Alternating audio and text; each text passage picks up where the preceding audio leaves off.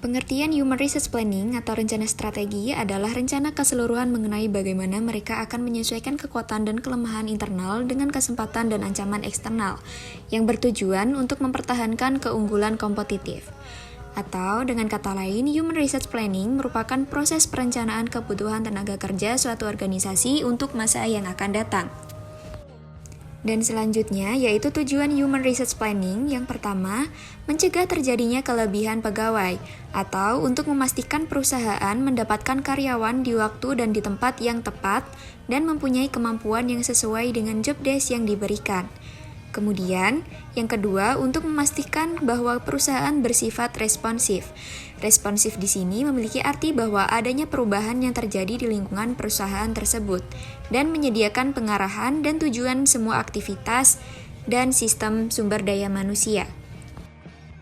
Berikut beberapa faktor yang mempengaruhi Human Resource Planning.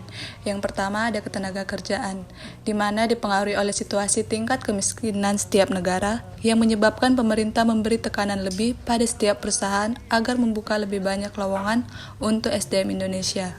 Tetapi beberapa perusahaan yang merasa SDM Indonesia kurang terampil, maka perusahaan tersebut berhak menunjuk orang dari negara lain. 2. Perubahan teknis. Ada 2 faktor yang mempengaruhi perubahan teknis dalam perencanaan manajemen SDM. Yang pertama, dalam beberapa kasus, perusahaan dapat mempertahankan karyawan yang ada dan mengajari mereka teknologi baru. Yang kedua, dalam beberapa kasus, perusahaan harus menyingkirkan orang yang ada dan menunjuk yang baru. 3. Perubahan organisasi. Seiring berjalannya waktu, beberapa bisnis akan mengalami perubahan, sehingga setiap perusahaan memiliki pilihan ketika ingin melakukan perubahan organisasi. Contohnya, perusahaan dapat melakukan diversifikasi ke produk baru, atau perusahaan menutup beberapa cabang bisnis yang dimiliki. 4. Perubahan demografi. Perubahan ini mengacu pada usia, populasi, komposisi tenaga kerja. Ternyata setiap batch lulusan baru dengan beberapa karakteristik dapat mengubah atau menghapus peraturan pada perusahaan. 5. Kekurangan keterampilan karena omset tenaga kerja. Industri yang memiliki tingkat tenaga kerja tinggi akan membuat Human Resource Planning berubah secara terus-menerus sehingga dapat mempengaruhi cara kerja Human Resource Planning. Yang keenam, tenaga kerja multikultural. Ketika pekerja yang melakukan perjalanan ke luar negeri untuk mencari pekerjaan, maka Human Resource Planning perlu memperhitungkan hal-hal yang menyebabkan mengapa hal itu bisa terjadi. 7. Tekanan kelompok.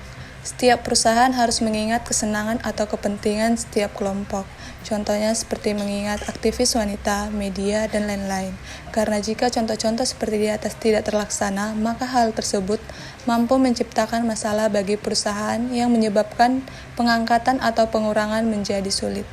Kemudian kita masuki jenis-jenis strategi. Yang pertama, strategi korporat adalah rencana umum yang direncanakan untuk mencapai tujuan jangka panjang suatu perusahaan.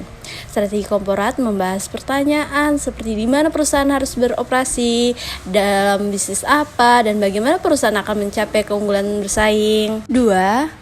Strategi kompetitif, bagaimana perusahaan untuk mencapai keunggulan bersaing di pasar atau industri tertentu. Ini fokus pada bagaimana perusahaan dapat membedakan dirinya dari pesaingnya dan menciptakan nilai tambah untuk pelanggan. Pemahaman pasar, analisa pesaing, serta bagaimana keunggulan kompetitif yang dapat mencakup aspek seperti biaya produksi yang lebih rendah, diferensiasi produk, atau fokus pada segmen pasar tertentu. 3. Strategi fungsional direncanakan untuk memastikan bahwa setiap fungsi ini berkontribusi secara efektif terhadap tujuan umum perusahaan tersebut atau untuk mencapai tujuan dan mendukung strategi keseluruhan perusahaan. Ini kita masuk dalam contoh strategi fungsional. Mungkin mencakup inisiatif pemasaran untuk meningkatkan merek, kebijakan keuangan untuk mengelola anggaran dengan efisien, atau strategi sumber daya manusia untuk mengembangkan dan mempertahankan talenta karyawan yang berkualitas. Strategi fungsional harus selaras dengan strategi korporat atau bisnis keseluruhan, sehingga setiap bagian dari organisasi berkontribusi secara efektif untuk mencapai tujuan yang telah ditetapkan perusahaan. Yang terakhir, langkah-langkah Human Resource Planning. Yang pertama, Bertanya. Dalam konteks ini, bertanya didefinisikan sebagai suatu proses yang dilakukan untuk memperoleh pencerahan tentang keberadaan atau posisi pemasaran. Di sini, manajer mendefinisikan bisnis dan misi perusahaan. Yang kedua, mengukur situasi. Mengukur situasi dengan melakukan audit internal dan eksternal adalah bagian dari proses analisis situasional dan manajemen strategis. Adapun audit internal adalah proses evaluasi terhadap aspek-aspek internal suatu organisasi, termasuk sistem, produk, kebijakan, dan kinerja karyawan. Sedangkan audit eksternal melibatkan penilaian terhadap faktor-faktor di luar kendali langsung organisasi, seperti lingkungan ekonomi, pesaing industri, tren pasar, regulasi pemerintahan, dan lain-lain. Kemudian, yang ketiga, menciptakan opsi strategi.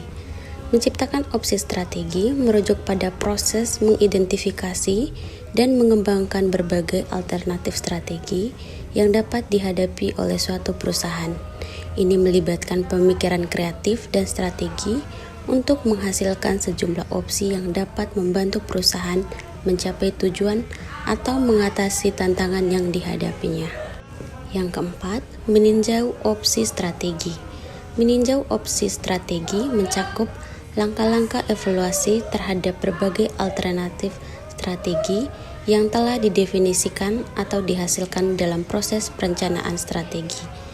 Ini adalah fase di mana perusahaan secara cermat menganalisis dan mempertimbangkan kelebihan, kekurangan, dan konsekuensi setiap opsi sebelumnya membuat keputusan strategi. Kemudian yang kelima, membuat pilihan strategi. Membuat pilihan strategi merupakan langkah penting dalam proses perencanaan strategi, di mana perusahaan memilih salah satu dari beberapa alternatif strategi yang telah dievaluasi. Ini melibatkan pengambilan keputusan untuk menentukan arah yang diambil oleh perusahaan dalam mencapai tujuan bisnisnya. Kemudian yang berikutnya, menerjemahkan menjadi sasaran. Menerjemahkan menjadi sasaran dalam konteks perencanaan strategi merujuk pada proses mengubah visi, misi, dan strategi umum perusahaan menjadi tujuan yang spesifik, terukur, dapat dicapai, relevan, dan berbatas waktu. Berikutnya adalah menerapkan strategi. Menerapkan strategi adalah langkah penting dalam siklus perencanaan strategi di mana perusahaan melakukan serangkaian tindakan untuk mengubah rencana strategi menjadi realitas operasional. Ini melibatkan implementasi rencana dan kebijakan yang telah ditetapkan untuk mencapai tujuan dan visi organisasi.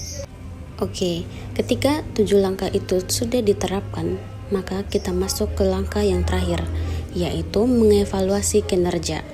Mengevaluasi kinerja adalah proses pengukuran dan penilaian hasil pencapaian tujuan, strategi, atau kegiatan suatu perusahaan, departemen, atau individu. Tujuan utama dari evaluasi kinerja adalah mengevaluasi sejauh mana suatu identitas atau individu telah mencapai sasaran yang telah ditetapkan dan untuk mengidentifikasi area-area yang memerlukan perbaikan atau peningkatan. Demikian materi yang bisa kami sampaikan, dan adapun kesimpulan yang menjadi penutupnya adalah Human Resource Planning memiliki peran krusial dalam keseluruhan manajemen sumber daya manusia dan strategi perusahaan. HRP membantu perusahaan untuk mengintegrasikan rencana sumber daya manusia dengan strategi keseluruhan. Ini memastikan bahwa perusahaan memiliki karyawan yang sesuai dengan kebutuhan bisnisnya. HRP memungkinkan organisasi untuk merencanakan dan merespon perubahan di lingkungan bisnis seperti pertumbuhan atau kontraksi, perubahan teknologi, dan perubahan dalam kebutuhan tenaga kerja. Sekian materi yang bisa kami sampaikan, semoga bermanfaat. See you!